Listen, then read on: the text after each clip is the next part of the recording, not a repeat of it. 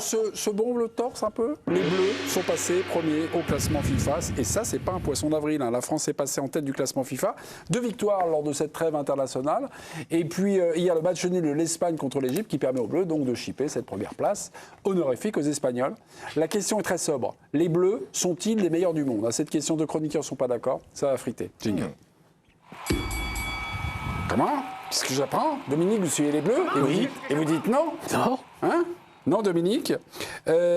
Écoutez, leçon de football, vous êtes dispensé par... déjà, c'est minimum 75 ce soir. Ouais. D'accord. Nabil Gélit, les Bleus sont les meilleurs du monde. Ouais, actuellement, ouais. Y a, voilà. Mais quoi, sans titre on peut faire semblant, on peut se voiler la face, mais la vérité, c'est que l'Amérique Coupe au monde, c'est l'équipe de France. Ça ne veut pas dire qu'en play-off, en Coupe du Monde, elle va gagner la Coupe du Monde, mais concrètement, c'est le meilleur effectif, c'est l'équipe qui fait le plus peur. Elle a surclassé 2 équipes d'Amérique du Sud, dont le Brésil, la Colombie, finaliste de la Copa América. Je sais que c'est dur pour nous de se dire qu'on est bon, qu'on est fort, mais à un moment, il faut l'assumer, il faut l'avouer.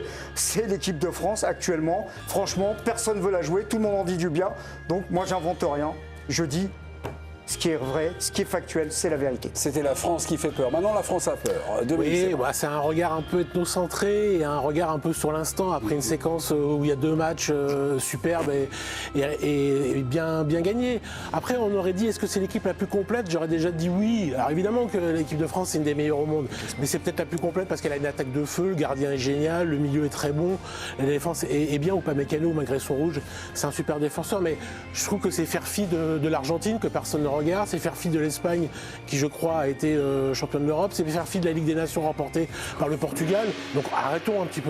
C'est faire fi, Dominique. C'est vrai que c'est non, Nabil. Un peu de mesure, une question sobre, un peu de mesure. Président, à vous de jouer. Oui ou non? Déjà, avec le classement FIFA, il faut s'en méfier, parce que je vous rappelle que la Belgique était première pendant les années. Mais je l'aurais dit hors même classement FIFA. En faisant pas une finale de tournoi majeur. Pas les Belges, quoi. Je pense qu'aujourd'hui, les 3 meilleures nations mondiales sont... Dans l'ordre, Jérôme. Dans l'ordre, vous voulez dans l'ordre? Vas-y, le tiercé. Votre top 3.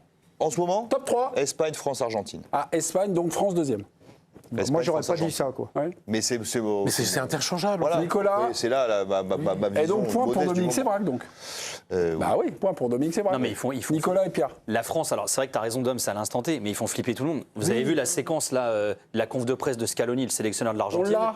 Ah bah tu l'as? On l'a. Non mais ça en dit long quand même sur le temps du titre. Le temps de surcaler, vous faites un petit bout de bouche, tu l'as ou pas? Bah oui, c'était hier. C'était hier, l'Argentine a battu la Zambie 5-0. Conf de Lionel Scaloni.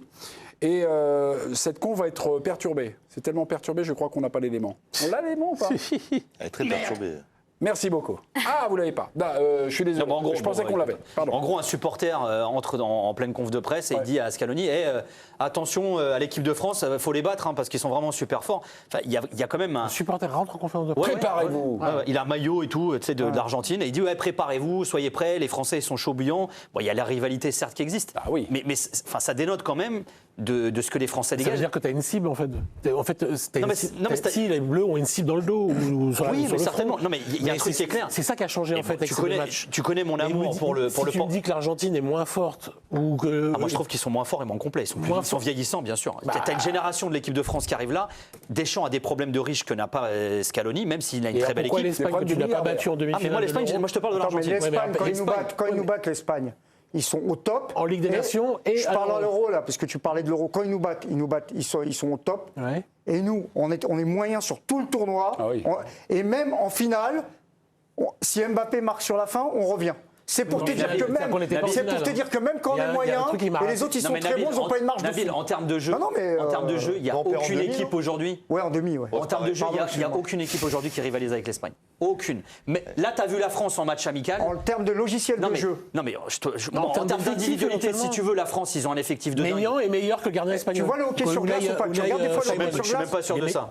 Maignan est meilleur que ils ont 4 gardiens l'Espagne que la France n'a pas. Je regarde le hockey sur glace. Attends, Unai Simon, Raya, Joan Garcia, qui est le 4e gardien, plus Remiro, les gars, vous ne regardez pas la Liga, c'est pas possible, les mecs. Honnêtement, pour moi, la France, c'est une équipe de hockey sur glace maintenant. Tu as la première ligne. Et puis il y en a 5 qui sortent et les 5 qui rentrent derrière, ils sont aussi forts. T'as la deuxième ligne qui rentre. Ça, je suis d'accord avec toi, mais c'est offensivement. Non, mais c'est incroyable. Offensivement, Nabil. Mais est-ce qu'on a le droit de le dire? Est-ce que par exemple, en il y a 6 mois, tu étais là à nous dire que Jules Koundé est une pompe à vélo. J'ai jamais dit ça, j'utilise pas ces termes-là. Mais si, tu dis que c'était pas un arrière droit. Non, j'ai jamais dit ça. Alors là, je te défie de retrouver les images. Grosso modo, tu disais ça. Non, j'assume quand je dis des choses. Mais après, c'est devenu. Alors, il n'était pas là. Tu sais, par exemple, en NBA, moi, je suis bien la NBA. Chaque saison, en saison régulière, tu as une équipe, c'est la meilleure. Bon, mais cette équipe-là, parfois, c'est pas elle qui gagne le titre. Maintenant, si tu me demandes, en saison régulière, là, quelle est la meilleure équipe? C'est l'équipe de France. Ce qui ne veut pas dire qu'elle va prendre le titre à la fin. Mais en tout cas, pour moi, c'est la meilleure équipe. Dominique Sévrac, vous aurez pu activer l'un de vos alliés dans cette émission. Ah oui, c'est qui? Didier Deschamps. Ah non. Non, Raymond Domenech. Ah, Raymond. Il était lundi dans l'équipe Raymond, de c'est tellement Greg. approche que Écoutez-le. Les Bleus ont battu le Brésil et la Colombie. Ça vaut pas grand-chose. Raymond, c'est à vous. Le Brésil qui a fini, qui est 5e, qui a une équipe en bois. Mais non, mais c'est un serment. Bon, il y a 46 et la Colombie équipes qui a en perdu bois. 3 jours avant contre la Croatie. On n'a pas battu des équipes solides. La Colombie d'hier, ils avaient rien du tout. Ils balançaient les ballons en profondeur, ils essayaient de courir derrière. Non, mais on a les arguments, bien évidemment. J'ai rarement vu une équipe de Colombie aussi pauvre que ça. Voilà. Ouais, alors j'adore Raymond, mais là je peux pas le laisser dire ça parce que je pense que nous on est vraiment très forts.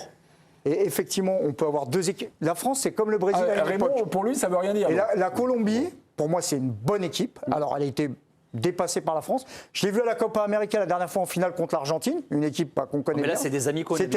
Oui, mais tu peux pas dire que la Colombie, c'est une équipe en bois. Non, ça, je suis d'accord. Non, mais ça, tu peux pas aller jusqu'à là. Non, mais c'est des matchs. Non, mais tu peux dire qu'ils étaient un peu déçus. C'est T'as le des droit de matchs le un peu dire. en bois, en revanche. Mais tu peux pas.